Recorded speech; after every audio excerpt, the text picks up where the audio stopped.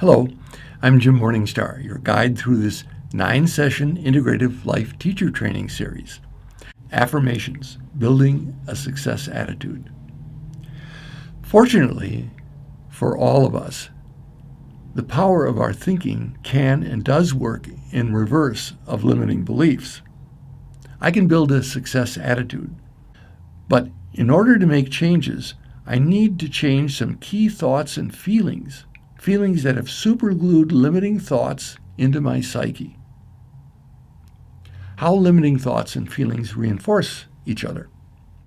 When a person says, "I feel like a failure," this is inaccurate.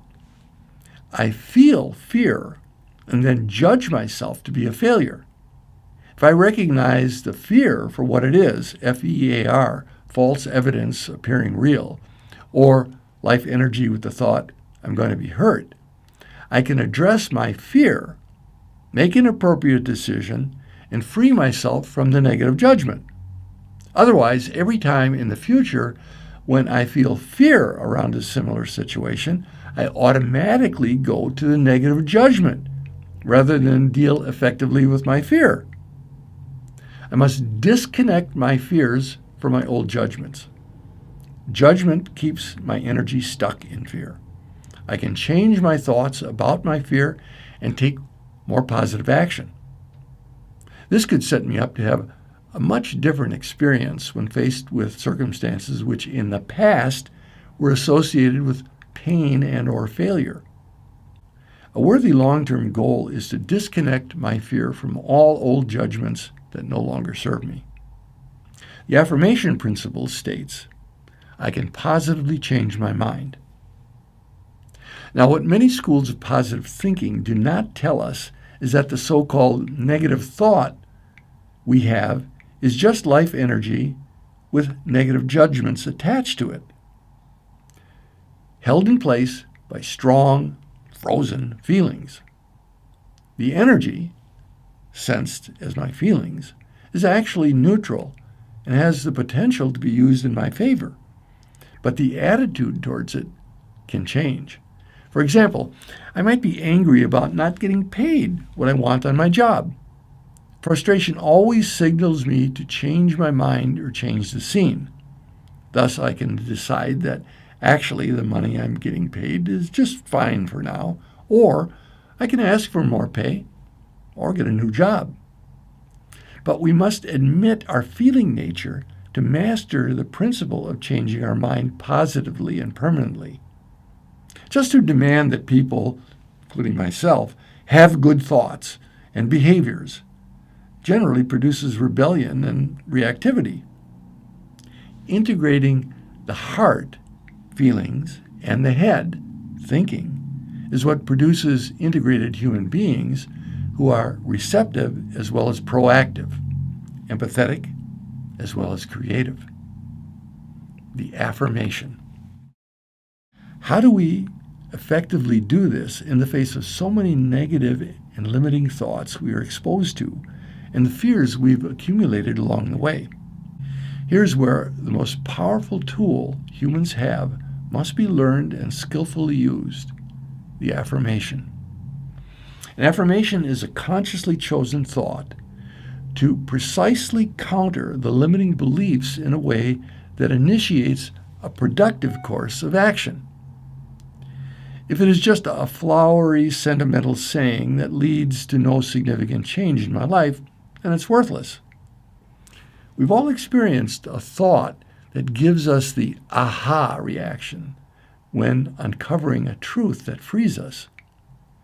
A good affirmation is our sword of truth that cuts through doubt and illusion and opens the heart to breathe and manifest its true desires in this life.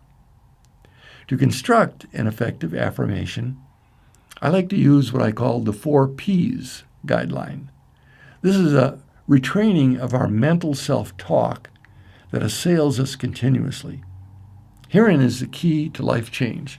It's not about getting others to change, it's changing my self-talk. The 4 Ps of affirmation writing. So a good affirmation, first of all, is positive. The affirmation must direct me towards what I want get the knots out. So a good example is, I'm attracting work opportunities that I enjoy, for which I am rewarded. A bad example would be, I'm not going to work on jobs that depress me. You see, the mind, like a dog, works on commands. The first sentence has the embedded commands, I attract, I enjoy, I am rewarded. The second sentence has the commands, I'm not going to work, and depresses me. We've got to use what we know about how the mind works to manifest what we want. Secondly, an affirmation should be personal. The affirmation must be about me and my life rather than general conditions. It must move me personally.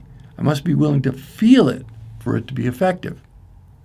A good example might be, I'm feeling more joy in my life each day. A bad example would be, life should be lived joyfully. Affirmations can be used in the second and third person also. You, Jim, feel more joy in your life each day, or Jim feels more joy in his life each day. The first person affirmation, however, is usually the best place to start.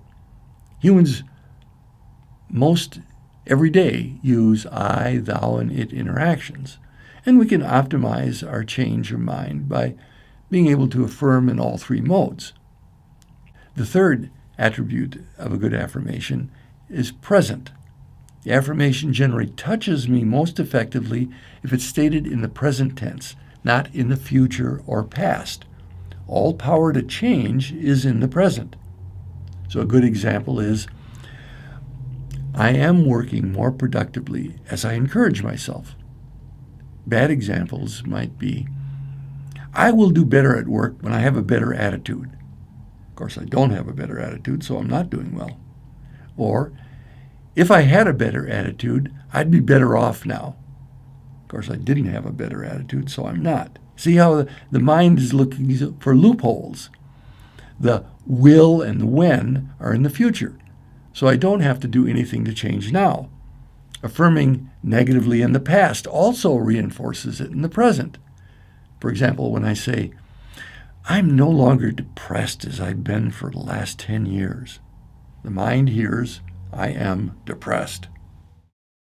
And the fourth attribute of a good affirmation is that it's practical. The affirmation needs to stretch me to the right degree, not overwhelm or underwhelm me. I'll know when it's right for me.